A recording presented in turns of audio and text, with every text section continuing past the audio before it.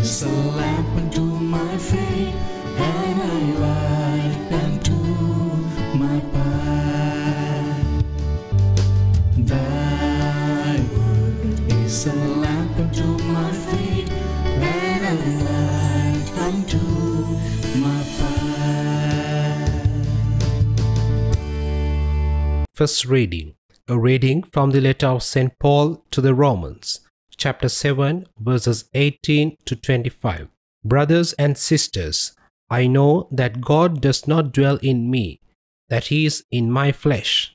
The willing is ready at hand, but doing good is not. For I do not do the good I want, but I do the evil I do not want. Now, if I do what I do not want, it is no longer I who do it, but sin that dwells in me. So then, I discover the principle, that when I want to do right, evil is at hand. For I take delight in the law of God, in my inner self. But I see in my members another principle, at war with the law of my mind, taking me captive to the law of sin that dwells in my members. Miserable one that I am, who will deliver me from this immortal body? Thanks be to God through Jesus Christ our Lord. The word of the Lord. A reading from the Holy Gospel according to St. Luke, chapter 12, verse 54 to 59. Jesus said to the crowds, "When you see a cloud rising in the west, you say immediately that it is going to rain, and so it does. And when you notice that the wind is blowing from the south, you say that it is going to be hot, and so it is. You hypocrites, you know how to interpret the appearance of the earth and the sky. Why do you not know how to interpret the present time? Why do you not judge for yourselves what is right?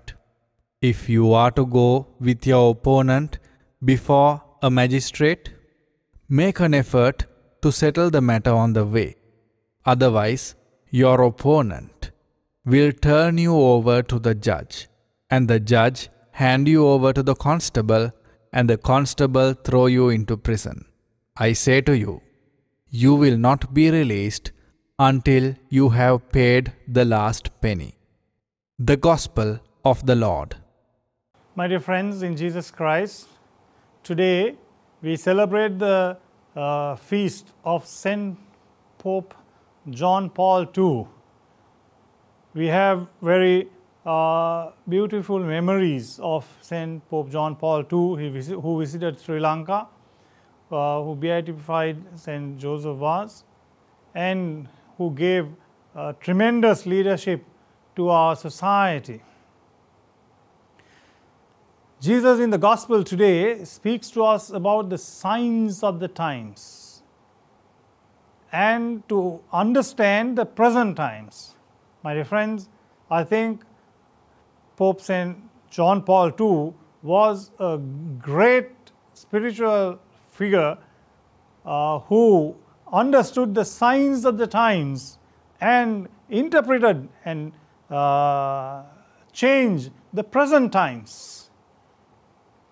Because of his tremendous leadership, my dear friends, there was a revolution, a change in the world order. He also brought in the renewal of Vatican II into the church and implemented so many things interpreting the signs of the times. Religious harmony, love for the earth,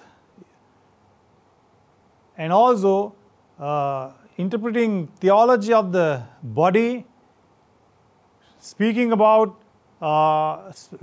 against all kinds of death threats to human life. And all those things, my dear friends, had an impact even in world order. Therefore, we revere, we respect St. John Paul II on this feast day and ask for his intercession as he gave leadership with bold courage to intercede on behalf of us and for the church, so that we will be able to carry on with the same spirit and vigor with St. Pope Francis, the renewal and interpreting the signs of the times and changing our outlook. In the Gospel also, my dear friends, Jesus invites us to have a change of heart, to have a change of our mindset, attitudes, so that we will be able to have that renewal in our lives.